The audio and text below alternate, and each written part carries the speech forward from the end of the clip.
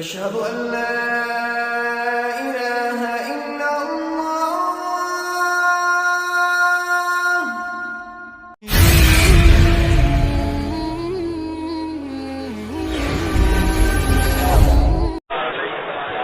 إن الحمد لله والصلاة والسلام على رسول الله محمد بن عبد الله صلوات الله وسلامه. أما بعد فإن أصدق الحديث كتاب الله وأحسن الهدي هدي محمد صلى الله عليه وسلم وخير الأمور عوازمها وشر الأمور محدثاتها وكل محدثة بدعة وكل بدعة ضلالة وكل ضلالة في النار. আল্লাহ সুবহানাহু ওয়া তাআলার মহান দরবারে শুকরিয়া জ্ঞাপন করছি, যিনি আমাদেরকে জুমার সালাতের পরে ফিকহুজ যাকাতের উপরে গুরুত্বপূর্ণ আলোচনা করার জন্য এবং শোনার জন্য বসার তৌফিক এনায়েত করেছেন। এজন্য বলি আলহামদুলিল্লাহ। যাকাত ইসলামের একটি গুরুত্বপূর্ণ বিষয়। ইসলামের পঞ্চ বেনার তৃতীয় বেনা। সালাতের সঙ্গে যাকাতকে পবিত্র কোরআনে প্রায় 82 বার উল্লেখ করা হয়েছে। যাকাত অস্বীকারীদের বিরুদ্ধে ইসলামের প্রথম খলিফা আবু বকর সিদ্দিক রাদিয়াল্লাহু তাআলা আনহু যুদ্ধ ঘোষণা করেছিলেন। যাকাত কি? বর্তমান সময়ে অনেকে যাকাত দেয় না, আবার যারা যাকাত দেয় হিসাব নিকাশ না করে লামসাম দেয়। এতে যাকাত আদায় হবে কিনা, কোন মালে কি পরিমাণ যাকাত আদায় করতে হবে, যাকাতের জন্য কি কি শর্ত আছে, সেই গুরুত্বপূর্ণ আলোচনা এখনই শুরু হচ্ছে। প্রথমে আমরা জেনে নিব যাকাত শব্দের অর্থ কি। যাদের কাছে এই শীট বা বইটা আছে, যারা সংগ্রহ করেছেন তারা খুলে নিতে পারেন। যাকাত শব্দের অর্থ আন-নুমা, আয-জিয়াদা, আত-তাতহীর ওয়াল মাদহ, অর্থাৎ পবিত্রতা, ক্রম বৃদ্ধি, আধিক্য, প্রশংসা। যাকাতের মাধ্যমে সম্পদের পরিমাণ বৃদ্ধি পায়, প্রবৃদ্ধি লাভ হয়, মাল পরিচ্ছন্ন হয়, যাকাত দাতার আত্মা শুদ্ধ হয়। যাকাত কাকে বলে? ইসলামের শরীয়তের পরিভাষায় যাকাত বলা হয় মালুন মাখসুসুন লিতায়ফাতিন মাখসুসা ফি ওয়াক্তিন মাখসুস। নির্দিষ্ট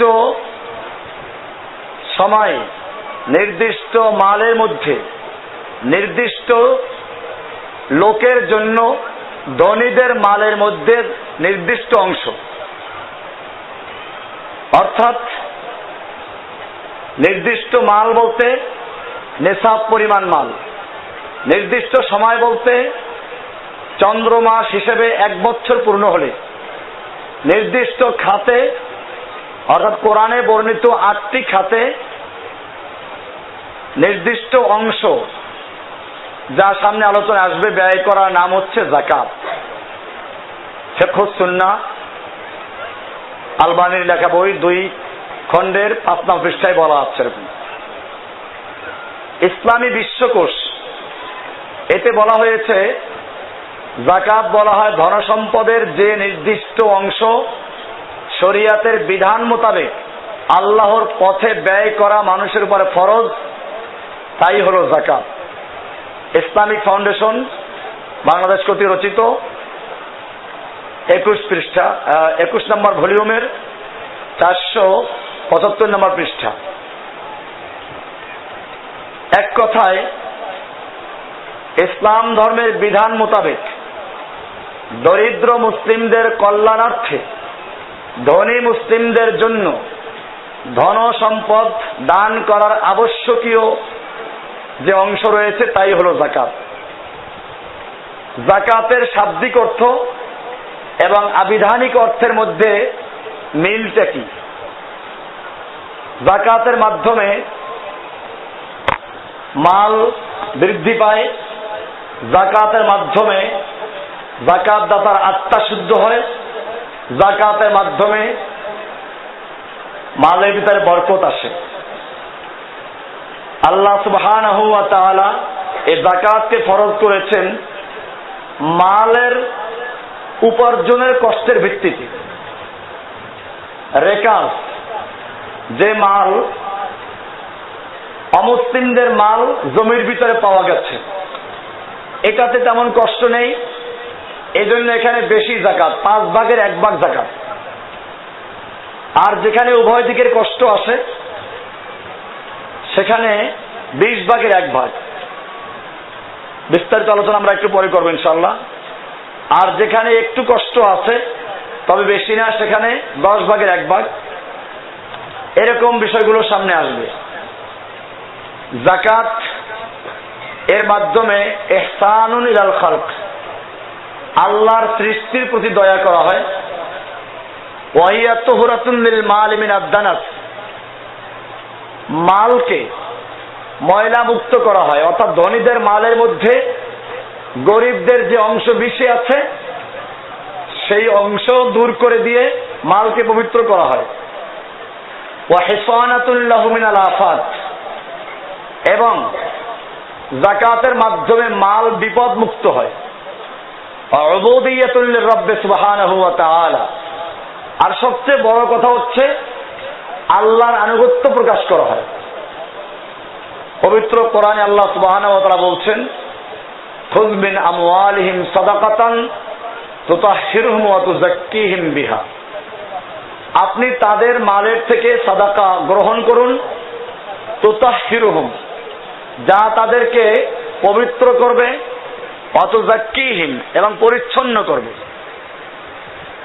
এতে বোঝা গেল যাকাতের মাধ্যমে মালও পবিত্র হয়, আত্মাও পবিত্র হয়। এরপরে যাকাত নির্দিষ্ট অংশ কোরআনে বলা হয়েছে সূরা যারিয়াতের 51 নম্বর সূরার 19 নম্বর আয়াতে, অফি আমওয়ালিহিম হাক্কুল লিসাইলি ওয়াল মাহরুম, ধনীদের মালের মধ্যে প্রার্থী এবং বঞ্চিতদের অধিকার রয়েছে। অধিকার বোঝা গেল এটা কোনো অনুকম্পা না, অনুগ্রহ না, করুণা না, যে আমি লামসাম দিয়ে দিলাম আদায় হয়ে গেল, না, এটা একটা হক। হিসাব নিকাশ করে ঠিক যতটুকু ওয়াজিব অতটুকুই দিতে হবে। অবশ্য বেশি দিলে অসুবিধা নেই, কম দেওয়া যাবে না। রাসূলুল্লাহ সাল্লাল্লাহু আলাইহি ওয়াসাল্লাম মুআয বিন জাবাল রাদিয়াল্লাহু তাআলা আনহুকে ইয়ামানে যখন গভর্নরের দায়িত্ব দিয়ে পাঠাচ্ছিলেন তখন তাকে হুকুম দিলেন, উদউহুম ইলা শাহাদাতি আল্লা ইলাহা ইল্লাল্লাহ ওয়া আন্নী রাসূলুল্লাহ। হাদিসটা বিভিন্ন রকম আছে, সেখানে বলা আছে তুমি যাচ্ছ এমন একটা সম্প্রদায়ের কাছে যারা আহলে কিতাব, আল্লাহ বিশ্বাস করে, তাহলে তুমি তাদের কিসের দাওয়াত দিবে? প্রথমেই দাওয়াত দিবে শাহাদাতু আল্লা ইলাহা ইল্লাল্লাহ। বোঝা গেল মক্কার কাফেররাও আল্লাহ বিশ্বাস করত। এটা আমরা ভুল বুঝি যে মক্কার কাফেররা আল্লাহ বিশ্বাস করত না তাই কাফের, আর আমরা আল্লাহ বিশ্বাস করি তাই বলে মুসলমান। এটা ভুল কথা। মক্কার কাফেররাও আল্লাহ বিশ্বাস করত। কোরআনে এটার বহু আয়াত আছে, ওয়ালা ইন সাআলতাহুম মান খালাকাহুম লা ইয়াকুলুন্নাল্লাহ। হে নবী, আপনি যদি ওই মক্কার আবু জাহেল আবু লাহাবদেরকে, কুফফারদেরকে জিজ্ঞেস করেন মান খালাকাহুম, কে ওদের সৃষ্টি করেছে, লা ইয়াকুলুন্নাল্লাহ, তারা বলবে আল্লাহ সৃষ্টি করেছেন। তাহলে সৃষ্টিকর্তা যে আল্লাহ সুবহানাহু ওয়া তাআলা, এটা আমরা যেমন বিশ্বাস করি মক্কার আবু জাহেলরা বিশ্বাস করত। এমনি ভাবে বর্তমান যুগেরও ইহুদি খ্রিস্টানরা আল্লাহ বিশ্বাস করে। গন্ডগোলটা কোন জায়গায় সেটা এই হাদিস থেকে পরিষ্কার হয়ে যাচ্ছে। আল্লাহর রাসূল সাল্লাল্লাহু আলাইহি ওয়াসাল্লাম মুআয বিন জাবালকে বললেন, তুমি সর্বপ্রথম গিয়ে তাদেরকে দাওয়াত দিবে শাহাদাত লা ইলাহা ইল্লাল্লাহ, এক আল্লাহ ছাড়া আর কোন ইলাহ নেই, এই কথার সাক্ষী দেওয়ার দিকে আহ্বান করবে। ওয়া আন্নী রাসূলুল্লাহ, এবং আমি যে আল্লাহর রাসূল এই কথার সাক্ষী দেওয়ার জন্য তাদেরকে আহ্বান করবে। ফাইনহুম আতাউ লিযালিক, যদি তারা এটা মেনে নেয়, ফাআলিমহুম, তাহলে তুমি তাদেরকে জানিয়ে দাও, আন্নাল্লাহ ইফতারাদা আলাইহিম খামসা সালাওয়াতিন ফি কুল্লি ইয়াওমিন ওয়া লাইলাতিন, আল্লাহ তাআলা প্রতিদিন এবং রাতে মিলিয়ে 5 ওয়াক্ত সালাত ফরজ করে দিয়েছেন। এখানে শব্দটা লক্ষণীয় বিষয়, ফাইনহুম আতাউ লিযালিক, যদি তারা তোমার তাওহীদের দাওয়াত মেনে নেয় তাহলে তাদের উপরে ফরজ সালাত। তাহলে যদি তাওহীদ মেনে না নেয় তাদের জন্য সালাত ফরজ না। এটাই আমরা বলি। অনেক ক্ষেত্রে ফিকহি মাসাইল নিয়ে আমাদের সঙ্গে বিভিন্ন দ্বন্দ্ব আছে। আমরা আপনাদেরকে বলি না ওই দিনে ঝগড়া করার দরকার নেই, কারণ আগে দাওয়াত দিবেন তাওহীদের দাওয়াত। একজন লোক একটা মেয়ে লোক রাস্তা থেকে ধরে আনলো, বিয়ে করে নাই, মহিলাকে গোসল করালো, ওযু করালো, বোরকা পরালো, এবারে কোরআন শিক্ষা দিচ্ছে, কঠোর শরিয়া মেনে চলছে, অথচ কি করে নাই? বিয়ে করে নাই। এই কঠোর শরিয়া মানার কোনো ফায়দা নেই। আগে তাকে দাওয়াত দিতে হবে কিসের? তাওহীদের। এই হাদিস তার প্রমাণ। আল্লাহর রাসূল সাল্লাল্লাহু আলাইহি ওয়াসাল্লাম মুআয বিন জাবালকে বলছেন, প্রথম গিয়ে তুমি দাওয়াত দিবে শাহাদাতু লা ইলাহা ইল্লাল্লাহ। এটা যদি মেনে নেয়, ফাইনহুম আতাউ লিযালিকা, যদি তারা তোমার এই আহ্বান মেনে নেয়, ফাআলিমহুম, তবে তাদেরকে জানিয়ে দাও, আন্নাল্লাহ ক্বাদ ইফতারাদা আলাইহিম খামসা সালাওয়াতিন ফি কুল্লি ইয়াওমিন ওয়া লাইলা, আল্লাহ তাআলা প্রতিদিন রাতে এবং দিনে 5 ওয়াক্ত সালাত ফরজ করে দিয়েছেন। ফাইনহুম আতাউ লিযালিক, যদি তারা এটাও মেনে নেয়, ফাআলিমহুম, এবারে তাদেরকে জানিয়ে দাও, আন্নাল্লাহ ইফতারাদা আলাইহিম সাদাকাতান ফি আমওয়ালিহিম, আল্লাহ তাআলা তাদের মালের মধ্যে সাদাকা ফরজ করে দিয়েছেন। তুখাযু মিন আগনিয়াইহিম, যা নেওয়া হবে মুসলমানদের ধনীদের থেকে, ওয়া তুরাদ্দু আলা ফুকারাইহিম, এবং তাদেরই ফকিরদের উপরে ব্যয় করা হবে। বোঝা গেল যাকাত আল্লাহর রাসূল সাল্লাল্লাহু আলাইহি ওয়াসাল্লাম নিজে নেওয়ার জন্য ফরজ করেন নাই। হয়তো কেউ বলতে পারতো যে মুহাম্মদ সাল্লাল্লাহু আলাইহি ওয়াসাল্লাম এখন ট্যাক্স আদায় করছে।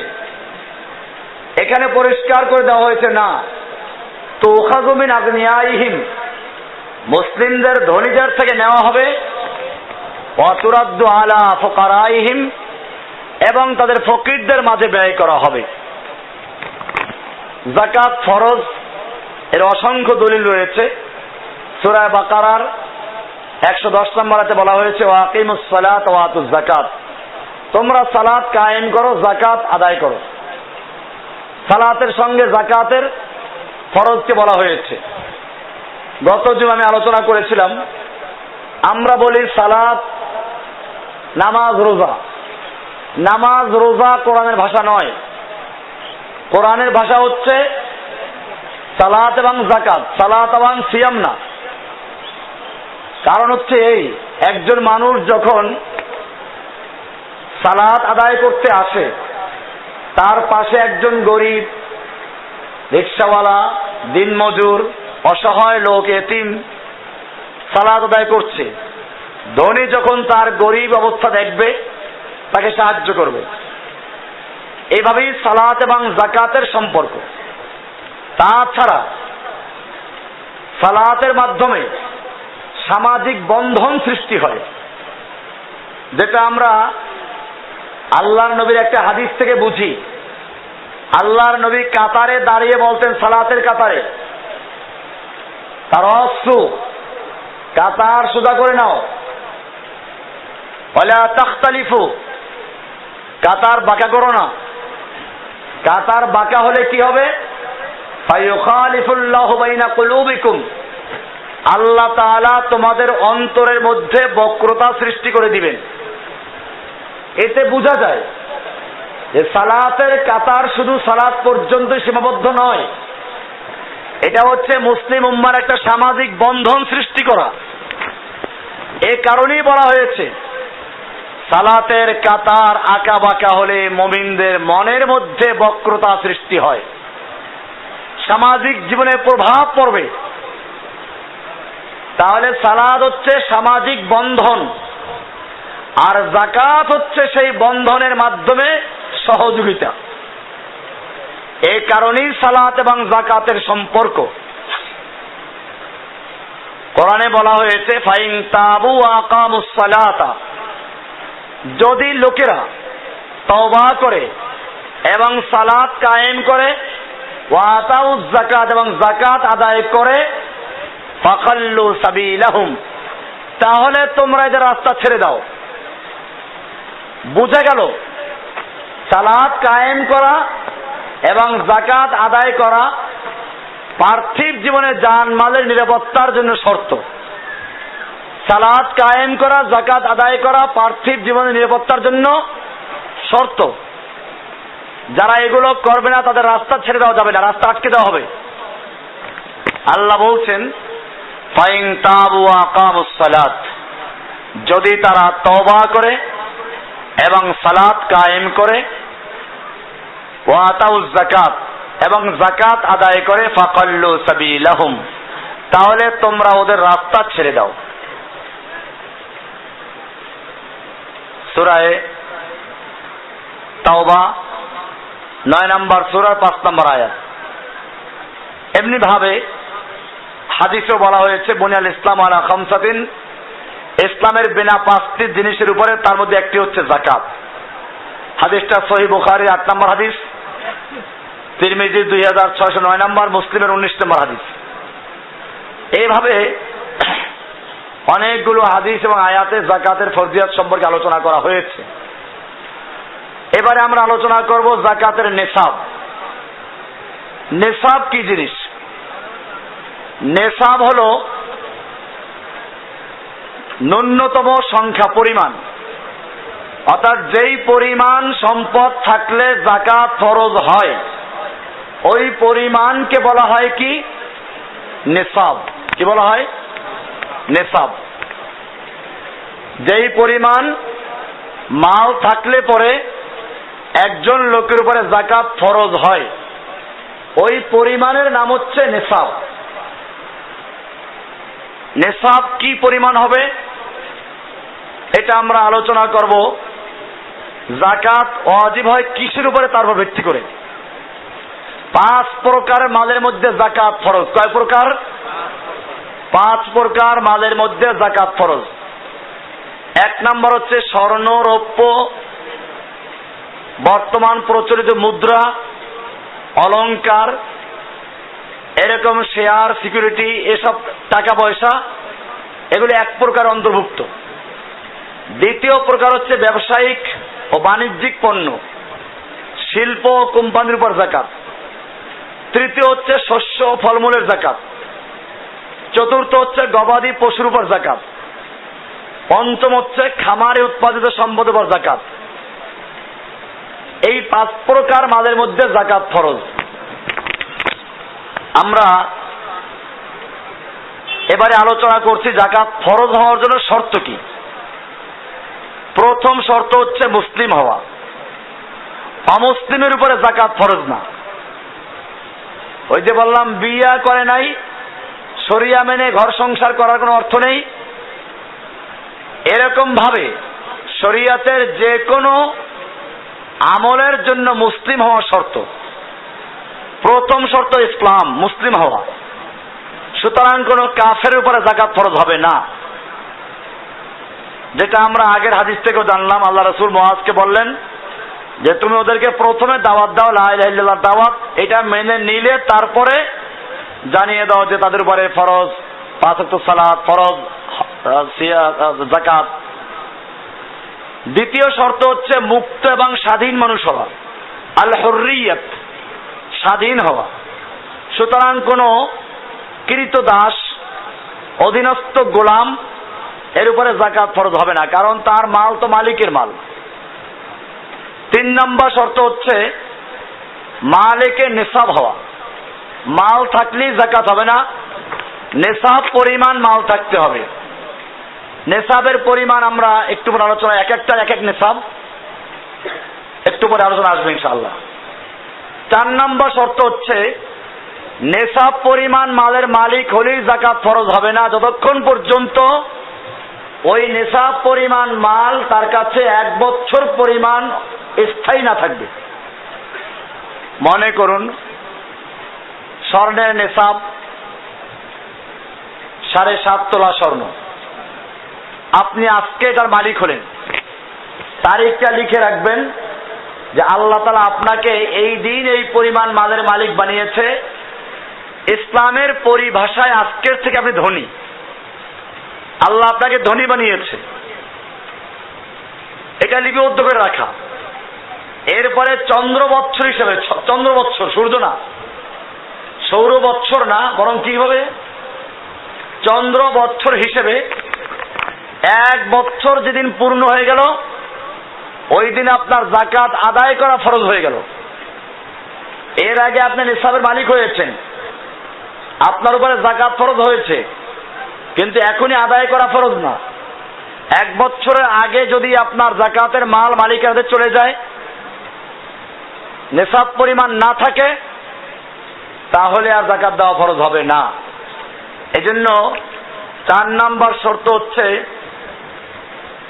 এখানে একটা আছে মাঝখানে মালের পূর্ণ দখল থাকা। আপনি মালের মালিক আছেন ঠিক আছে, কিন্তু দখল নাই। যেমন সামনে আসবে এগুলো, সরকারি চাকরি যারা করে এদের বেতনের একটা অংশ কেটে রেখে দেওয়া হয়, প্রভিডেন্ট ফান্ড, তারপরে জিপি সিপি আরো কি কি আছে, এগুলো আপনার মালিকানা ঠিক, কিন্তু আপনি এখনো দখল করতে পারেন নাই, এতে যাকাত আসবে না। এরকম যেই ঋণ, আর আপনি ঋণ দিয়েছেন কিন্তু আপনি যার কাছে পাবেন সে পাওনা আদায় করবে এরকম সম্ভাবনা নেই বা আদায় করতে পারবেন না, ওই মালের মালিকানা আপনার থাকলেও দখল নাই।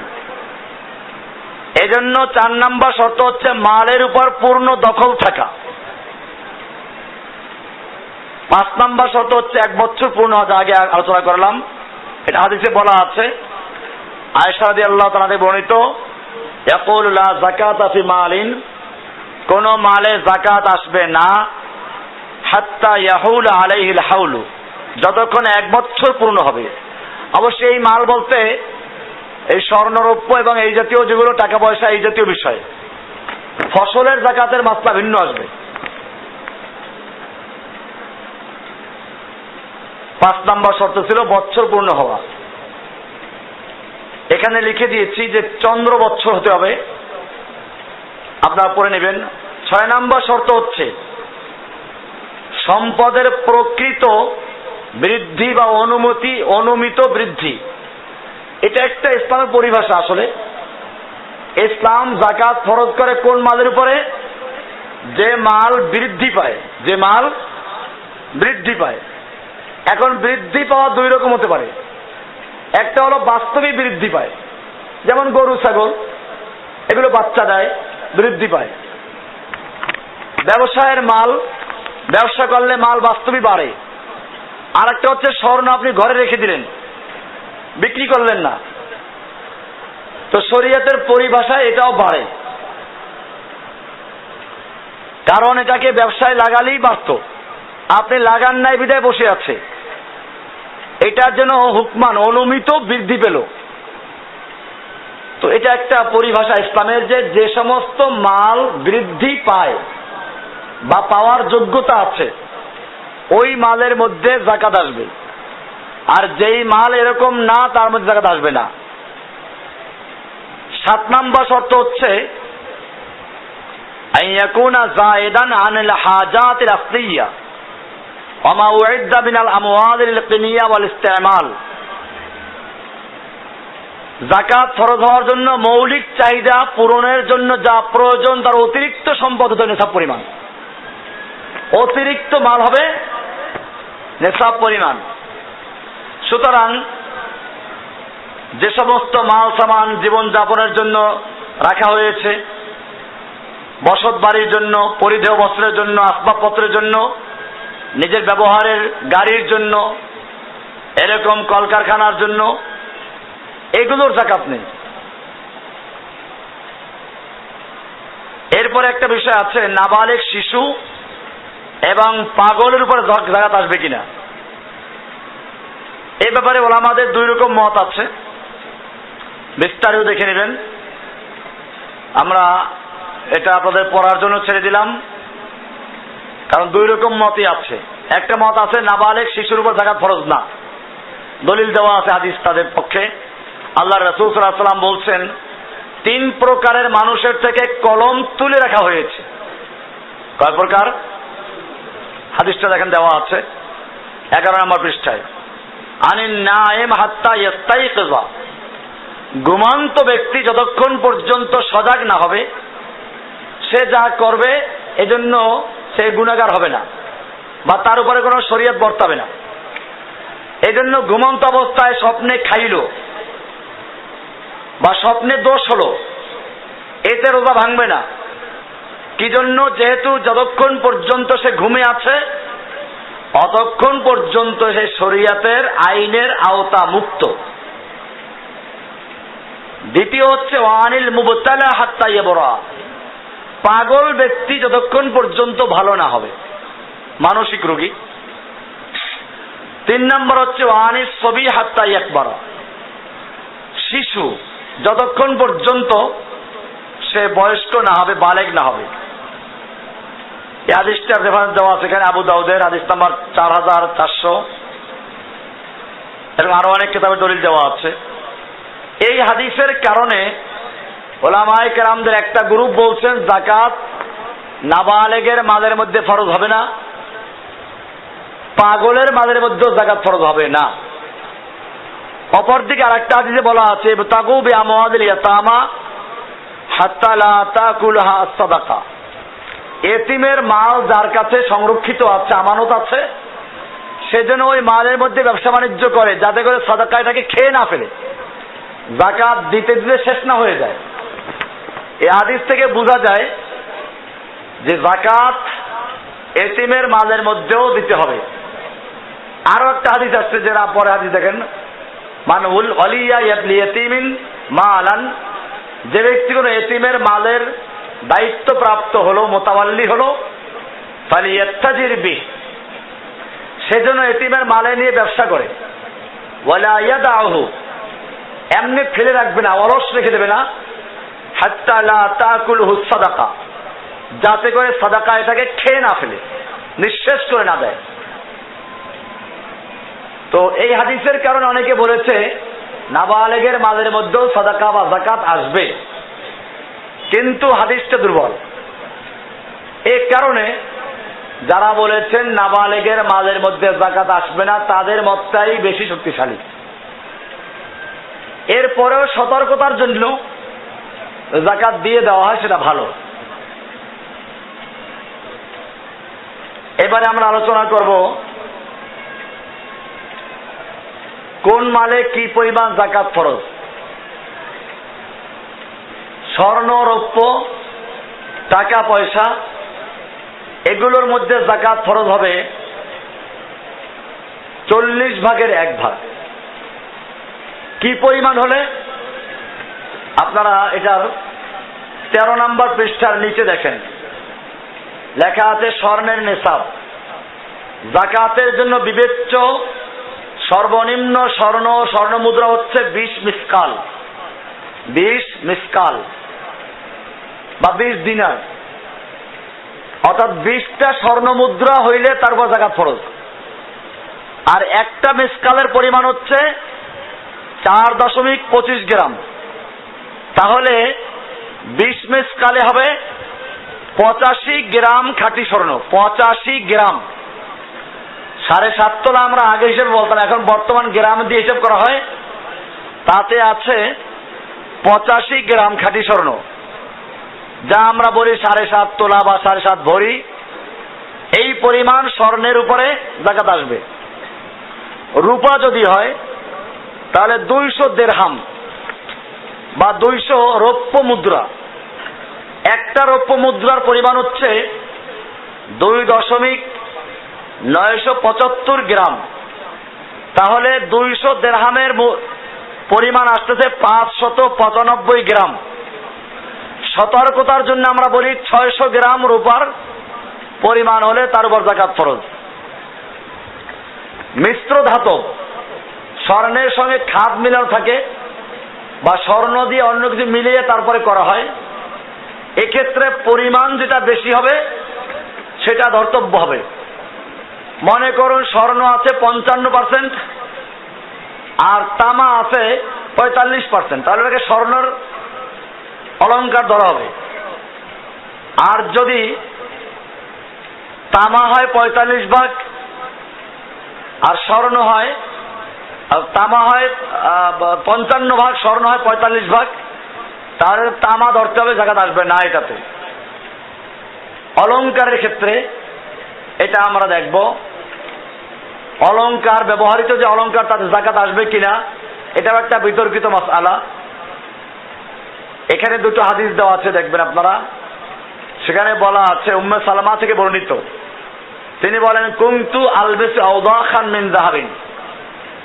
উম্মে সালামা বলতেন যে আমি স্বর্ণের কিছু আংটি নূপুর পরিধান করেছিলাম, স্বর্ণের নূপুর পরিধান করেছিলাম। আওদাখ। ফাকুলতু ইয়া রাসূলুল্লাহ কানজুন হুয়া। আমি আল্লাহর রাসূলের কাছে জিজ্ঞেস করলাম, এটা কি কানজ? কোরআনে বলা আছে ইয়াকনিজুন আয-যাহাব ওয়াল ফিদ্দা, যারা স্বর্ণরৌপ্য জমা করে যাকাত দেয় না, তাদের এই স্বর্ণরৌপ্য গরম করে কিয়ামতের মাঠে তাদেরকে তাপ দেওয়া হবে। তো এটা কি সেই অন্তর্ভুক্ত হবে? আল্লাহর রাসূল সাল্লাল্লাহু আলাইহি ওয়াসাল্লাম বলছেন, মা বালাগান তুআদ্দিয়া যাকাতুহু ফাযুক্কিয়া ফালাইসা বিকানজিন। যাকাত পরিমাণ যে মাল আছে এটার যদি যাকাত দেওয়া হয় তাহলে আর কানজ হবে না, অর্থাৎ সঞ্চিত স্বর্ণ যা গরম করে শাস্তি দেওয়া হবে তার মধ্যে পড়বে না। এই হাদিসটা আছে আবু দাউদের 1566 নম্বর হাদিস। আর এক হাদিসে বলা আছে, পরে হাদিসটা আবু হুরায়রা থেকে, আল্লাহ রাসূল সাল্লাল্লাহু আলাইহি ওয়াসাল্লাম বলছেন, মা মিন সাহিবি যাহাবিন ওয়ালা ফিদ্দা লা ইউআদ্দি মিন হাক্কাহা ইল্লা ইযা কানা ইয়াউমুল কিয়ামাতি সুফিহাত লাহু সাফাইহা মিন নারিন ফাহুম আলাইহি ফি নার জাহান্নাম। এই হাদিসে বলা আছে যে যে কেহ স্বর্ণ এবং রৌপ্যের মালিক অথচ তার হক আদায় করে না, কিয়ামতের মাঠে এগুলোকে উত্তপ্ত করা হবে জাহান্নামের আগুন দিয়ে। এরপরে তার পিঠে এবং পার্শ্বদেশে তা দিয়ে দাগ দেওয়া হবে, ছাকা দেওয়া হবে। সহিহ মুসলিমের 2337 নম্বর হাদিস। কাজে এখানে বোঝা যায় যে ব্যবহারের স্বর্ণ আর ব্যবহার ছাড়া স্বর্ণ সবটার উপরে যাকাত ফরজ হবে। বিস্তারিত আলোচনা সামনে দেওয়া আছে, ওখান থেকে আমরা দেখে নিব। নগদ টাকা ও ব্যবসায়ের পণ্যের হিসাব কেমনে হবে, নেশাব কেমনে হবে? এখানে আমাদের দেশে যে ফতোয়াটা দেওয়া হয় সেটা হচ্ছে স্বর্ণ এবং রৌপ্যের মধ্যে বাজারে যেটার দাম কম ওইটার নেশাবের সঙ্গে মিলাইবেন। যেমন বর্তমানে রূপার দাম অনেক কম, স্বর্ণের দাম অনেক বেশি। 52.5 ভরি রূপার যে দাম হবে সেটা হিসাব করলে একজন লোকের যাকাত আসে। ধরেন একজন লোক মাত্র 30,000 টাকা দামের মালিক, এখন রূপার নেশাব হিসাব করলে সে যাকাতের মালিক হবে। কিন্তু যদি স্বর্ণের মূল্য ধরি তাহলে যাকাত ফরজ হবে না, কারণ 7.5 ভরি স্বর্ণের দাম অনেক বেশি। এক্ষেত্রে হানাফি মাযহাবের ফতোয়া এবং এদেশে যেটা প্রচলিত এবং আরবদের মধ্যেও অনেক আলেমদের ফতোয়া হচ্ছে, এক্ষেত্রে বাজারে স্বর্ণ এবং রূপার মধ্যে যেটার দাম কম ওইটার দাম হিসাব করতে হবে। তাহলে যেহেতু রূপার দাম কম, রূপার দাম হিসাব করলে যাকাত ফরজ হয়, স্বর্ণের দাম হিসাব করে যাকাত ফরজ হয় না। এক্ষেত্রে রূপার দাম হিসাব করে তার সঙ্গে নিসাব মিলাতে হবে। এটাই আছে শেখ সালেহ আল ফাওজান, সৌদি আরবের যে সর্বোচ্চ ওলামা পরিষদ, এটার একজন সদস্য। ওনার একটা কিতাব আছে আল মুলাখাসুল ফিকহি, ও কিতাবে উনি এই উল্লেখ করেছেন যে স্বর্ণ এবং রূপার মধ্যে যেটা কম দাম থাকবে এটার নিসাব হিসাব করা হবে। আর একদল আলেমের বক্তব্য হচ্ছে রূপার দাম পরিবর্তন হয়, খুব দ্রুত পরিবর্তন হয়, স্থায়ী কিছু থাকে না, এটার সঙ্গে নিসাব হিসাব করা যাবে না। এরকম ভাবে উটের ক্ষেত্রে দেখা যায় 5টা উটের নিচে যাকাত ফরজ হয় না। এখন যদি রূপার দাম হিসাব করি তাহলে 52 ভরি রূপার দামে একটা উট কেনা যায়। তাহলে 5টা উটের সঙ্গে মিলে স্বর্ণের নিসাব। সুতরাং আপনার টাকা পয়সার যদি স্বর্ণ বা রূপা না থাকে, শুধু স্বর্ণ অথবা ব্যবসার মাল বা শুধু টাকা, সেক্ষেত্রে নিসাব হিসাব করার সময় স্বর্ণের নিসাবকে মূল নিসাব ধরে তার সঙ্গে মূল্য মিলাতে হবে। মনে করুন 7.5 ভরি স্বর্ণের এখন দাম কত? 1 ভরি কত? 55,000 যদি হয়, আমরা আর একটু কমাই ধরে বেশি রাউন্ড ধরি, ধরুন 50 ধরেন, হিসাবের জন্য বলছি আমরা, বাস্তবে বাজার দর যেটা হবে সেটা হবে 50 হলে তাহলে 7.5 ভরি দাম আসবে কত? প্রায় 4.5 লাখ। তাহলে এই 4 লাখ টাকা হলে আপনার উপর যাকাত ফরজ স্বর্ণের নিসাব ধরলে। আর রূপার নিসাব ধরলে 1 ভরির দাম কত? হ্যাঁ, রূপার দাম 1 ভরির দাম কত? 1,500 ধরেন, 1,500 করে। তাহলে 52 ভরি স্বর্ণের রূপার দাম কত আসবে? 1 লাখও না। তো কোথায় 3.5 লাখ আর কোথায় 1 লাখ? তাহলে দেখা যায় রূপার নিসাব হিসাব করলে যে 70,000 টাকার মালিক তার উপর যাকাত ফরজ, আর স্বর্ণের নিসাব ধরলে 3.5 লাখ হলে তার উপর যাকাত ফরজ হয়। কোনটা করব? এক্ষেত্রে বললাম 2টা মত আছে, বিস্তারিত আমার দলিল এখানে দেওয়া আছে, এই বইটার মধ্যে দেওয়া আছে, যারা বইটা নিয়েছেন তারা দেখবেন এখান থেকে। বাকি আমার যেটা বক্তব্য তা হচ্ছে এই ক্ষেত্রে, যেহেতু 2টা মত আছে, দলিলের দিক থেকে স্বর্ণের নিসাব হিসাব করাটাই বেশি শক্তিশালী, কিন্তু সতর্কতার দিক থেকে রূপার নিসাব হিসাব করাটা ভালো। তাতে যাকাত ফরজ হয়ে থাকলে আপনার যাকাত আদায় হয়ে গেল। আল্লাহর কাছে 2টা মতের কোন একটা সহি।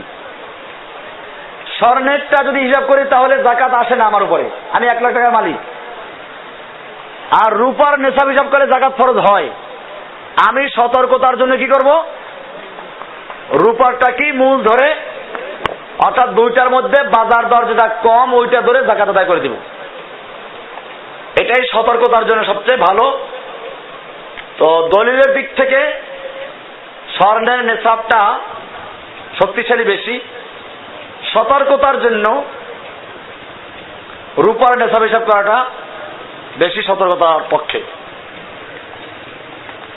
এবারে মূল্যবান পাথর, স্বর্ণ আর রূপা গেল, পাথরের যাকাত আসবে কিনা? দামি পাথর আছে, প্রবাল পাথর, অনেক পাথরের দাম আছে স্বর্ণের চেয়েও বেশি।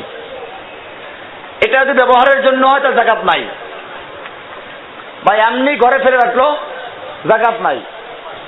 কিন্তু যদি ব্যবসার জন্য রাখে, বিক্রি করবো সময় মতো, তাহলে ব্যবসার মাল হিসেবে গণ্য হবে এবং তখন স্বর্ণ বা রৌপ্যের নেশাবের সঙ্গে তার মূল্য হিসাব করে নেশাব পরিমাণ হলে যাকাত দিতে হবে।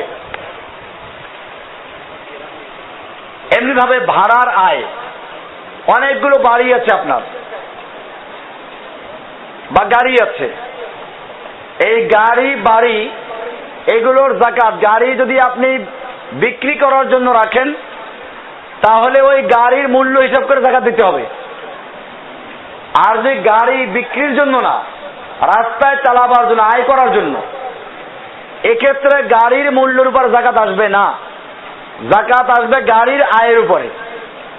কলকারখানা, আপনি বিশাল ইন্ডাস্ট্রির মালিক, এখন এক একটা মেশিনের হিসাব করে যাকাত দিবেন তা না, বরং ওই স্থায়ী যে স্থাবর সম্পত্তি যেগুলো, এগুলোর আয় যেটা হবে সেটা অন্যান্য সম্পদের সাথে মিশে যাকাত দিবেন নিট আয়ের থেকে।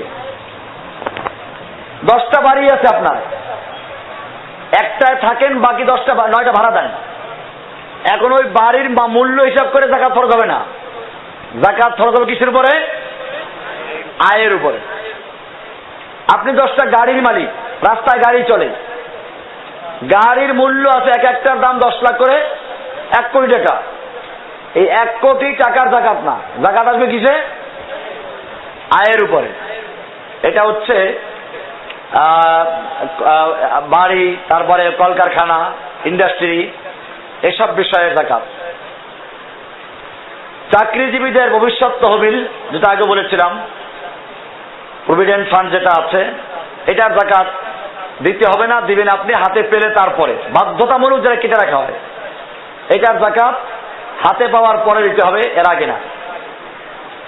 বীমা বা শেয়ার ব্যবসায় যাদের টাকা লাগানো আছে, আমি কিন্তু বীমা জায়েজ কিনা সেই মাসলা দিচ্ছি না, এটা বলতেছি যাকাতের মাসালা। শেয়ার ব্যবসা জায়েজ কিনা সেই মাসলা বলতেছি আজকে, ওটা ভিন্ন বিষয়। এখন শেয়ারে টাকা লাগানো আছে, এটা কি হবে? আপনি যেই পরিমাণ মূলধন রেখেছেন ওটার যাকাত দিতে হবে। আপনার মূল পুঁজি যেটা আছে যাকাত দিতে হবে। ব্যাংকে রাখলেন বা শেয়ারে লাগালেন অথবা বীমার মধ্যে জমা দিলেন, প্রিমিয়াম জমা দেন যেটা, এখানে যাকাত আসবে নিজের টাকা যেটা।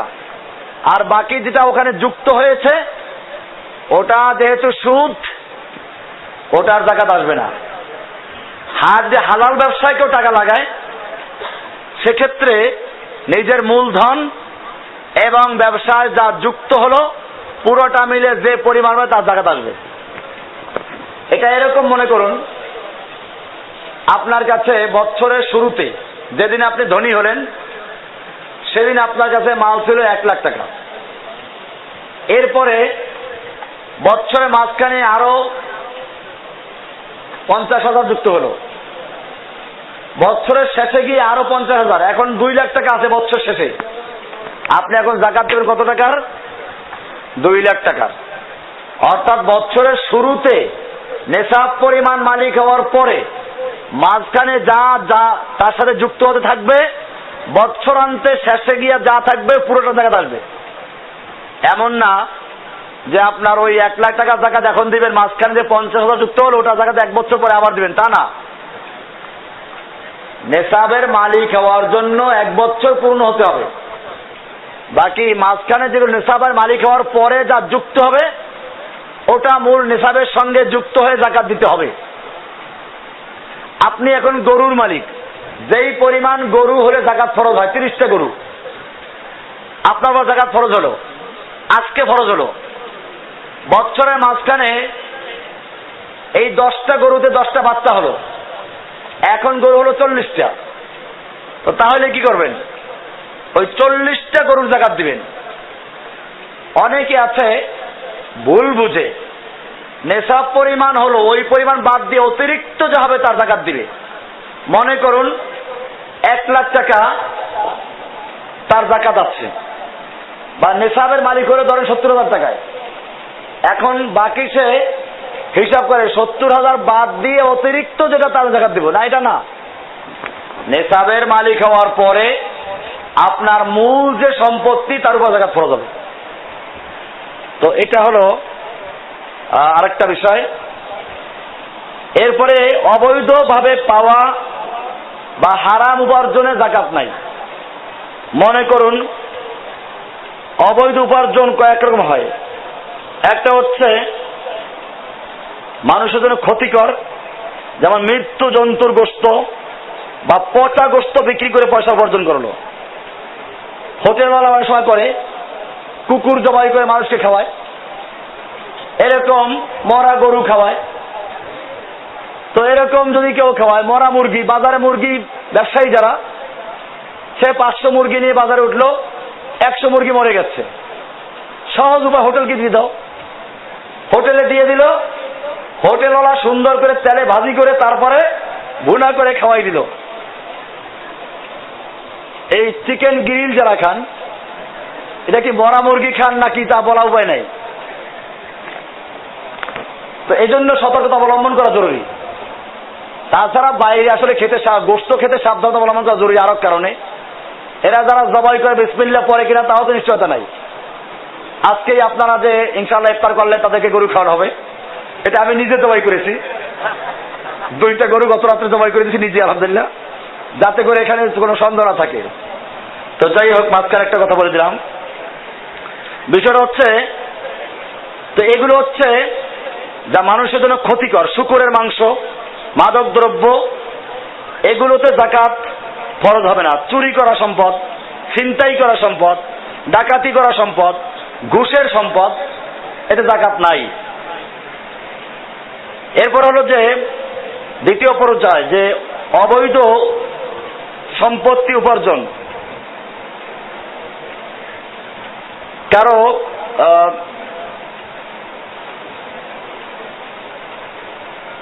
জোর করে সম্পত্তি দখল করা হলো, এই জোর করে দখল করা সম্পত্তির যাকাত নাই।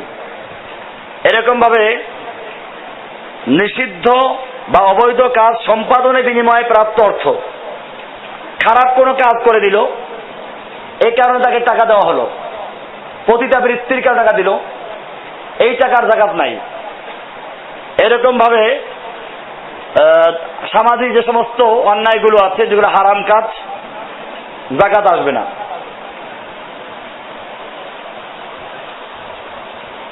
এবারে আমরা আলোচনা করব ঋণ। অনেকের টাকা ঋণ দেয়, এটা সবাই জানে যে ঋণ বাদ দিয়ে তারপর যাকাত ফরজ। কিন্তু ঋণ 3 প্রকারের আছে। একটা হচ্ছে কবি, মানে শক্তিশালী, নিশ্চয়তা আছে যার। আরেকটা হলো মুতাদারিফ, নিশ্চয়তা বিহীন, দুর্বল, পাইতেও পারে নাও পাইতে পারে। একেবারে পাবো না এমনটা বলা যায় না, আবার পাবো যে কোনো নিশ্চয়তাও নাই, এটা একবারে দাইফ। আর এক প্রকার হচ্ছে মুতাওয়াসসিত। মুতাওয়াসসিত মানে মাঝামাঝি, আর দাইফ মানে হলো অনিশ্চয়তা, পাওয়ার নিশ্চয়তা নাই।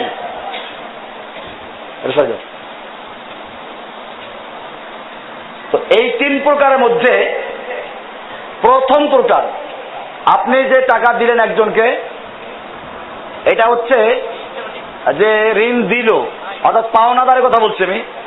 পাওনাদার, আপনি কার কাছে টাকা পাবেন, এই টাকার যাকাত দিতে হবে কিনা সে আলোচনা হচ্ছে। তো সেটা বললাম যে যারা পাওয়ার সম্ভাবনা বেশি তারা যাকাত দিবে। যেখানে পাওয়া না পাওয়ার নিশ্চয়তা নাই, সেক্ষেত্রে দেখবো কোনটার দিকে একটু প্রবল বেশি আছে, সেক্ষেত্রে যেটা প্রবল সেটার দিকে ফতোয়া দেওয়া হবে। আর যে ক্ষেত্রে না পাওয়ার সম্ভাবনা বেশি, নিশ্চয়তাবিহীন, ওটা যাকাত দেওয়া লাগবে না। হাতে পেলে পরে যেই বছর পাইলেন ওই বছরে যাকাত দিতে হবে। অবশ্য এখানে অনেকের মত আছে এরকম, যেই ক বছর মাঝখানে চলে গেছে তারও যাকাত দেওয়া লাগবে। কিন্তু এক্ষেত্রে বিষয়টা আমার কাছে কেমন মনে হচ্ছে, মনে করুন আপনি একজনের কাছে 1 লাখ টাকা পাবেন, সে ওই টাকাটা দিল 20 বছর পরে, 50 বছর পরে। এখন যদি বিগত দিনের যাকাত আপনি দেওয়া শুরু করেন, তাহলে ওই 50,000 বা 1 লাখ টাকা দিয়ে তারপরে আরো ধার করে দিতে হবে। এই জন্য মত দুইটাই আছে, যে সমস্ত পাওনা টাকা পাওয়ার সম্ভাবনা নাই, এগুলো পাওয়া গেলে পিছনে যেই কয় বছর চলে গেছে তার জাকাত দিতে হবে, এটা একটা মত। আর একটা মত হচ্ছে যে না, যেই বছর পাইলে ওই বছরে জাকাত দিতে হবে। আমার কাছে দ্বিতীয় মতটা গ্রহণযোগ্য বেশি। কেন, তার কারণটা বলে দিলাম। এবারে আপনি নিজে ঋণী, এতক্ষণ ছিল পাওনা, এখন হলো আপনি নিজে ঋণী। ঋণ কয়েক প্রকার আছে। একটা হচ্ছে নিজের মৌলিক প্রয়োজনের জন্য ঋণ করেছে, নিজের থাকার বাড়ি করার জন্য অথবা নিজের ব্যবহারের গাড়ির জন্য। এরকম মৌলিক চাহিদা পূরণ করার জন্য কেউ যদি ঋণ করে থাকে, সেই ঋণ সর্বাবস্থায় বাদ দিয়ে তারপরে যা থাকবে তার জাকাত দিবে। আর একটা হচ্ছে মৌলিক প্রয়োজন না, অতিরিক্ত ব্যবসা বাণিজ্যের জন্য। এইরকম ঋণই এদেশের বড় বড় ধনীরা সবচেয়ে বেশি। যে যত বড় ধনী সে তত বেশি ঋণী। জান না এদেশের বড় বড় দরবেশ সাহেবদেরকে, তারা কত বড় ঋণী গিয়া দেখা যায় ব্যাংকে খবর নিতে পারে। এখন যদি বলি যে ঋণ বাদ দিয়ে জাকাত, যে মাল থাকবে তাতে জাকাত দাও ফরজ, তাহলে এদেশের একজন শিল্পপতি জাকাত ফরজ হবে না। এক্ষেত্রে কি হবে? এক্ষেত্রে ঋণকে দুইটা ভাগে ভাগ করা হয়। একটা হচ্ছে দীর্ঘমেয়াদী ঋণ, কিস্তি বাড়িতে দেওয়া হয়। আর একটা হচ্ছে স্বল্প মেয়াদী। আপনার এই বছর যেই পরিমাণ ঋণ পরিশোধ করতে হবে, কিস্তি দেওয়া আছে। মনে করেন এদেশের একজন বড় ব্যবসায়ী আব্দুল্লাহ ধরেন, সে এখন 50 কোটি টাকার মালিক। অপরদিকে সে ঋণী আছে 100 কোটি টাকা, ব্যাংক লোন আছে। এখন কি হবে? জাকাত ফরজ হবে না তা না। এই টাকা নিয়ে সে কি করেছে? তার এই টাকার এগেনিস্টে কলকারখানা আছে, সম্পদ আছে। এই ঋণ তার থেকে বাদ যাবে না। বাদ যাবে এই বছর যে পরিমাণ তাকে আদায় করতে হবে সেটা। এখন তার কাছে নগদ টাকা আছে ধরেন 5 কোটি টাকা। এই বছর তার ঋণ আদায় করতে হবে 1 লাখ টাকা। ওই 1 লাখ টাকা বাদ দিয়ে যেটা থাকে তার জাকাত দিতে হবে তাকে। তার ওই 50 কোটি জাকাত ঋণ আছে ওইটা ধরা হবে না। এটা আবার একটু বলছি, মৌলিক চাহিদা পূরণ করার জন্য যদি ঋণ করে, সেই ঋণ সর্বাবস্থায় বাদ দিয়ে তারপর অবশিষ্ট মানে জাকাত আসবে। মৌলিক প্রয়োজন মেটাবার জন্য যদি ঋণ করা হয়, সেটা দীর্ঘমেয়াদী হোক স্বল্প মেয়াদী হোক, ওটা বাদ দিয়ে তারপর জাকাত আসবে। আর যদি মৌলিক প্রয়োজনের জন্য না, অতিরিক্ত ব্যবসা বাণিজ্যের জন্য, অতিরিক্ত সম্পদের জন্য, তো সেক্ষেত্রে দেখতে হবে যে ঋণটা কোন ধরনের ঋণ। দীর্ঘমেয়াদী যদি হয় তাহলে এই বছর যে বছর জাকাত দিচ্ছেন, এই বছর যেই পরিমাণ কিস্তি আদায় করতে হবে ওই পরিমাণ বাদ দিয়ে বাকি মালের জাকাত দিতে হবে। 50 কোটি ঋণ, ওই 50 কোটি পুরো বাদ দেওয়া যাবে না। এই বছর আদায় করবে 1 লাখ, ওই 1 লাখ বাদ দিয়ে বাকিটা জাকাত দিতে হবে। তো এটা হচ্ছে নিজে যদি ঋণ হয়, ঋণ বাদ দিয়ে তারপর জাকাত ফরজ, তার বিষয়টি। ব্যবসায়িক পণ্য, এটার জাকাত কেমনে হিসাব করবেন? বা স্বর্ণের মধ্যে মশলা আসে, বিক্রয় মূল্য একটা, ক্রয় মূল্য আর একটা। স্বর্ণ কিনতে গেলে মূল্য বেশি, বিক্রয় করতে গেলে মূল্য কম। এখন আপনি জাকাত দেওয়ার জন্য মূল্য কোনটা হিসাব করবেন? এক্ষেত্রে বিক্রয় মূল্য কোনটা? এখন বাজার দর যা আছে তাই হিসাব করবেন। ব্যবসায়িক মাল কেনার সময় কিনেছেন কম দামে, এখন বাজারে দাম বেশি, এখন কি করবেন? বাজার যে মূল্য আছে ওটা হিসাব করবো। তবে বাজারের পাইকারি মূল্য গ্রহণযোগ্য, খুচরা মূল্য গ্রহণযোগ্য না। বাজারের পাইকারি মূল্য যেটা আছে ওটা হিসাব করবেন। খুচরা মূল্য দৈনিক বাড়তে পারে কমতে পারে, এর কোনো ভিত্তি নেই। পাইকারি বাজারে যে মূল্য থাকে ওটা হলো ধর্তব্য, ওই দাম হিসাব করে জাকাত দিতে হবে। আমরা সময় আসলে যা বরাদ্দ ছিল শেষ করে চলে আসছি, বিষয় অনেক রয়ে গেছে। আপনারা দেখে নেবেন ফসলের জাকাত এখানে দেওয়া আছে। যেহেতু এখানে যারা আছি আমরা কৃষিজীবী কেউ না, গরুর জাকাত আছে, উটের জাকাত আছে, সব দেওয়া আছে এখানে। খনিজ সম্পদের জাকাত আছে, এইটা তো আমরা এখন সম্পদ খনিজ শহরের লোকেরা পাই না। এবারে আমরা আলোচনা করছি জাকাতের ফান্ড, মানে খাত, মাসরাফ। আপনার এই বইটার 33 নম্বর পৃষ্ঠা দেখেন, যাকাতের 8টা খাত কোরআনে বলা আছে। একটা হচ্ছে ফোকারা, ফকির কাকে বলে তা দেওয়া আছে, যার কিছুই নাই সে হলো ফকির। আর মিসকিন মানে কিছু আছে তবে যাকাত পরিমাণ নাই, একে যাকাত দেওয়া যাবে। 3 নম্বর আছে আল আমিলিনা আলাইহা, যাকাত আদায়কারী। এটা যদি ইসলামী খেলাফত কায়েম হয় তো যাকাত আদায় আর ব্যক্তিগত পর্যায়ে থাকবে না, যাকাত হবে রাষ্ট্রীয় পর্যায়ে। অবশ্য আমাদের বর্তমান মুসলিম দেশের সরকারগুলো যাকাত ফান্ড করেছে, এবং রমজান মাসে দেখবেন যে একদল মুফতি সরকারের 5 গোলাম যারা, এরা ওখানে টাকা দেওয়ার জন্য বলে। এরা জানে না যে কোরআনে মুসলিম রাষ্ট্রকে 4টা দায়িত্ব দেওয়া হয়েছে।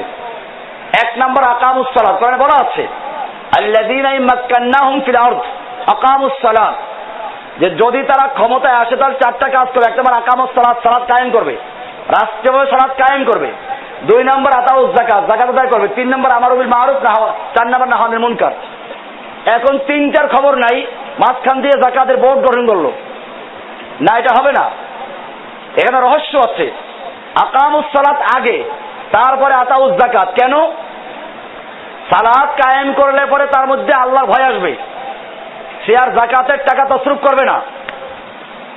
যেমন মনে করুন থানায় যদি সালাত কায়েম হয়, ওসি ইমাম, পুলিশ মুক্তাদি, এই মুক্তাদিদের থেকে ইমাম সাহেবকে ঘুষ চাইতে পারবে? ভাগ চাইতে পারবে? ঈদের ভাগ দাও। এরকম ভাবে এসপি সাহেব ইমাম, অধীনস্থ লোকেরা পুলিশ ইমাম মুক্তাদি, ডিসি সাহেব ইমাম, তার অধীনস্থ লোকেরা মুক্তাদি, এরকম পর্যায়ক্রমে মন্ত্রী ইমাম, সচিব ইমাম। তাহলে কি আর এরকম 70-80 লাখ টাকার ঘুষ চাইতে পারবে?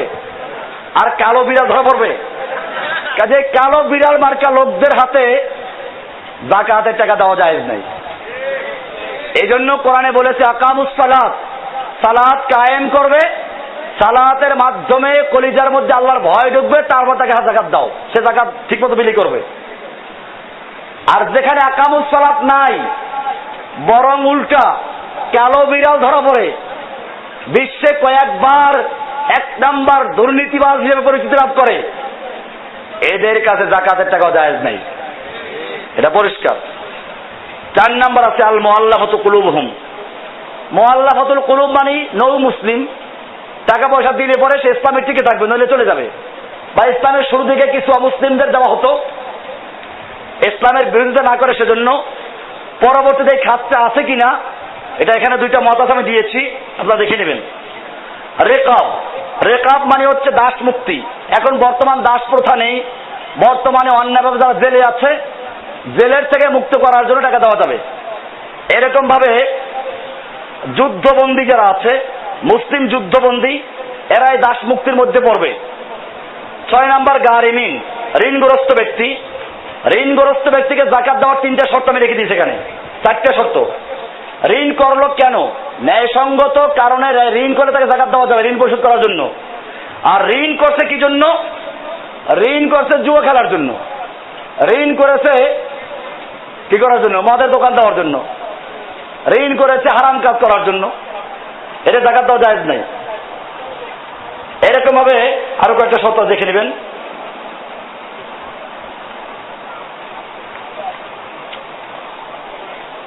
সাত নাম্বার ফি সাবিলিল্লাহ, আল্লাহর রাস্তায়। আল্লাহর রাস্তায় বলতে কয়েক রকমের লোক আছে। এমনি সরাসরি আল্লাহর রাস্তায় বলতে যারা আল্লাহর রাস্তায় মুজাহিদ জিহাদ করে তাদের যাকাত দেওয়া যাবে, এটা হলো সরাসরি কথা। হাদিসে এই ব্যাখ্যাই দেওয়া আছে, কারণ 8টা খাত আছে এখানে। 7 নাম্বার আছে ফি সাবিলিল্লাহ, আল্লাহর রাস্তায় বলতে যারা আল্লাহর রাস্তায় যুদ্ধ করে তাদেরকে বোঝানো হয়েছে। যুদ্ধ করতে অস্ত্র লাগে, যুদ্ধ করতে নিজেদের পোশাক লাগে, যুদ্ধ করতে গেলে খাওয়া দাওয়া লাগে, যুদ্ধ করতে গেলে পরিবারের ব্যবস্থা করা লাগে, বন্দী হলে তাদের দেখাশোনা করা লাগে, আহত হলে চিকিৎসা করা লাগে। টাকা দরকার আছে না? টাকা দরকার আছে। আমাদের এই বার্মা যারা জেহাদ করে এখন, আপনারা দেখেছেন কয়েকদিন আগে সেখানে একটা হামলা হয়েছে। আলহামদুলিল্লাহ মুসলিমরা এখন যুদ্ধ করতে শিখেছে সেখানে। আগে খালি মার খেতে, এখন মার দেওয়া শুরু করেছে। বার্মা আলহামদুলিল্লাহ, বার্মার প্রত্যেকটা মানুষের কাছে আমার লেকচার আছে, তারা আমার লেকচার শুনে, এখন শুনে শুনে তারা জেহাদ শিখেছে। আলহামদুলিল্লাহ তারা এখন জেহাদের ময়দানে ভূমিকা রাখছে। কয়েকদিন আগে হামলা করে তারা অনেকগুলো ক্ষতি করেছে কুফফারদের। তো এখন তারা আমাদের সাথে যোগাযোগ করে মাঝে মধ্যে, তো টাকা পয়সা চায়, অস্ত্র দরকার। একটা AK-47 দাম হচ্ছে কত? 3 লাখ টাকা। একটা মেশিন গানের দাম 15 লাখ টাকা। এরকম তারা টাকা হিসাব দিয়েছে আমাকে। তো এগুলো আমাদের দরকার। আমি এটা ওপেন বলি, আপনাদের আরো কিছু জানতে চান এখানে আরো লোক আছে। আমি ভয় তো আল্লাহ কি করি, খাওয়া রসি দেখি। আর বার্মায় যারা যুদ্ধ করে, বার্মায় যুদ্ধের বড় কমান্ডার আজকে হাজির আছে, যারা কয়েকজন কুফফারদেরকে মেরেছে এবং গনিমতের মাল একটা আমাকে দিয়েছে, ছুরি। এই গনিমতের ছুরি দিয়েই কালকে গরু জবাই করেছি। এটা গোপন কিছু নাই, পরিষ্কার বিষয়। দামি ছুরি, মাশাআল্লাহ। গরু জবাই করা যাবে, আরো কিছু জবাই করা যাবে। তো যাই হোক, এগুলো দরকার আছে। আল্লাহ যে 8টা খাত বলে আমাদের 7 নাম্বার খাতে চাই উল্লেখ করে দিয়েছেন, এটা মানুষ ভুলে গেছে। তাজা করতে হবে, বিস্তারিত লেখা আছে। এরকম ভাবে আজকে যারা আল্লাহর রাস্তায় এই দিনী শিক্ষায় যারা রত আছে, এরা আল্লাহর রাস্তায় আবদ্ধ আছে।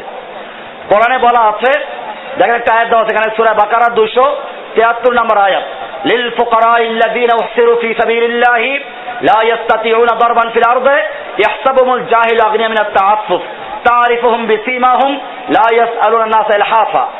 যে ওই সমস্ত ফকিরদের জন্য যারা আল্লাহর রাস্তায় আবদ্ধ হয়ে আছে। আল্লাহর রাস্তায় আবদ্ধ হয়ে আছে কারা?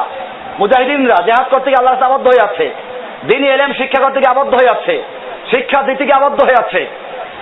লা ইস্তাতিউনা দারবান ফিল আরদ, যারা জমিনে গিয়ে নিজে কামাই করতে পারছে না। ইয়াহসাবুহুমুল জাহিলু আগনিয়া মিনাত তাআফফুফ, যাদেরকে ধনী লোকেরা তাদের এই বিষয়ের কারণে তারা পবিত্র থাকে, কারণ তাদেরকে মনে করে যারা ধনী। তারিফুহুম বিসীমাহুম, তুমি তাদের আলামত দেখে চিনবে, চেহারা দেখলে চিনতে পারবে। লা ইয়াসআলুন নাসা ইলহাফা, তারা মানুষের কাছে যাচনা করে না। এই লোকগুলোকে এক কথায় গরিব ভদ্রলোক। এই গরিব ভদ্রলোক যারা আল্লাহর রাস্তায় আবদ্ধ হয়ে আছে, এদেরকে দান করো, খুঁজে খুঁজে দাও এদেরকে। এটা আল্লাহ বলেছেন। তো এটা আমরা খেয়াল করব। আমাদের বিশেষ করে মাদ্রাসা ছেলেদেরকেও আমরা যাকাতের টাকা দিয়ে, যারা ফ্রি পড়ে যাকাতের টাকা দিয়ে, খাওয়ানোর টাকা দিই, ভর্তি ফিসের টাকা দিই। আমাদের এখানে অনেকগুলো এতিম আছে, অনেকগুলো বিভিন্ন জায়গার লোক আছে। তো এদেরকে দেখাশোনা করা, লালন পালন করা, এটা আমাদের দায়িত্ব। তো সেক্ষেত্রে আপনারা যাকাতের একটা অংশ এখানে দিতে পারেন এই আয়াত অনুযায়ী। 8 নম্বর হচ্ছে ইবনে সাবিল, পথচারী মুসাফির। দেশে ধনী, ঢাকা এসে গরিব, অভাবে পড়ে গেছে, এখন তাকে বাড়ি যাওয়া পর্যন্ত যে টাকা দরকার যাকাত দেওয়া যাবে। এ হলো ইবনে সাবিল, মুসাফির। মুসাফির ব্যক্তি যে সফরে আসলো, এই আমাদের ভাইরা আসছে, অনেক দূর দরাজ থেকে আসছে। এই এক ভাই কালকে এখান থেকে টাকা চুরি হয়ে গেছে। কয়জন আছেন এখানে? মানিব্যাগটা চুরি হয়ে গেছে, 3000 টাকা নিয়ে এসে তা চুরি হয়ে গেছে। এখন এই বেচারা যদিও ধনী বাড়িতে, কিন্তু এখন সে গরিব হয়ে গেছে। এখন আমরা কি করতে পারবো? তাকে যাকাতের টাকা দিতে পারবো, সে নিতে পারবে, কোনো অসুবিধা নেই। ইবনে সাবিল, পথচারী মুসাফির। এরকম ভাবে একজন বড় শিল্পপতি হোক, বিদেশ গিয়ে হঠাৎ করেছে, অভাবে পড়ে গেছে, এখন যাকাতের টাকা আনতে পারবে। এটা হচ্ছে ইবনে সাবিল। যাকাত যাদেরকে দেওয়া যায় না, এখানে অনেকগুলো দেওয়া আছে। অমুসলিমদের যাকাত দেওয়া যাবে না। নিজের আত্মীয় স্বজনের মধ্যে উসুল ফুরু, আপনি যাদের থেকে দুনিয়া আগমন করেছেন, আপনার থেকে যারা এসেছে এদেরকে দেওয়া যাবে না। আপনি যাদের থেকে এসেছেন মানে আপনার মা বা তার মা বাপ, তার মা বাপ, তার মা বাপ, তার মা বাপ, যাকাত দেওয়া যাবে না। আপনার থেকে যারা এসেছে মানে আপনার ছেলে মেয়ে, ছেলে মেয়ের ছেলে মেয়ে, ছেলে মেয়ের ছেলে মেয়ে, ছেলে মেয়ের ছেলে মেয়ে, যত নিতে যান, যাকাত দেওয়া যাবে না। রইল ডান বাম, আপনার ভাই মানে আপনার বাপের ছেলে, আপনার দাদার ছেলে মানে চাচা, বাবার ছেলে মানে ভাই বোন, এরা আলাদা থাকলে যাকাত দেওয়া যাবে।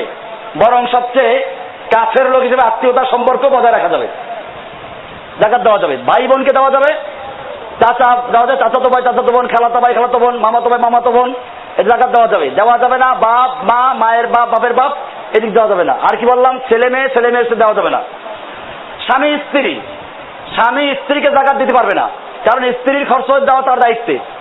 স্ত্রী স্বামীকে পারবে কিনা, সেক্ষেত্রে আমাদের দুইটা মত আছে। একটা হাদিস আছে, আব্দুল্লাহ বিন মাসউদের স্ত্রী আল্লাহ নবীকে জিজ্ঞেস করলেন, আল্লাহ রাসূল বলেন তাকে দিতে পারো। এই হাদিস থেকে কেউ কেউ বলছেন যে স্ত্রী স্বামীকে দিতে পারবে, কিন্তু স্বামী স্ত্রীকে নয়। কিন্তু ওটাও আসলে বিশেষ বিশেষ ক্ষেত্রে, যখন স্বামী একেবারে অসহায় সেই ক্ষেত্রে, আম উসুল না এটা। তো আমরা আরো যে যাকাতের বিষয়গুলো আছে দেখে নেব ইনশাআল্লাহ। আমাদের এটা আলোচনার সময় শেষ, আমরা বাকি মাত্র দেখে নেব। অনেক বড় বিষয় এটা। যাকাতের লুঙ্গি শাড়ি নিয়ে আলোচনা আছে ভিতরে। লুঙ্গি শাড়ি দেওয়ার জন্য যাকাত খরচ করা হয় নাই। যাকাত একটা পরিকল্পিত বিষয়, দারিদ্রতা বিমোচনের জন্য বড় জিনিস। তো ইনশাআল্লাহ সেটা নিয়ে আমরা আসরের পরে সুযোগ হলে আবার প্রশ্নোত্তর পর্বে আলোচনা করব। আমি এখানে শেষ করছি, যেহেতু পরে আলোচক আছেন, আরো আলোচক গুরুত্ব না আসতেছেন। এখন আলোচনা করছেন আমাদের এক বড় ভাই, বিশিষ্ট শিল্পপতি আমাদের হাফিজ আহমদ ভাই। তার আর একটা পরিচয় হলো হাতিমবাগে যারা গেছেন, আমি যার বাসায় ছিলাম এই বাড়ির মালিক, এখন তিনি বক্তব্য রাখছেন। মূলত আমরা বিভিন্ন রকমের লোক দিচ্ছি এজন্য, এক এক অ্যাঙ্গেল থেকে এক একজন বলুক। এরপরে আলোচনা করবেন ডক্টর মঞ্জুর ইলাহি, উনি 3:30 আসবেন। তা আমরা এইসব তার আলোচনা শুনবো। আল্লাহ সুবহানাহু ওয়া তাআলা আমাদের আলোচনা শোনার এবং আমল করার তৌফিক দান করুন।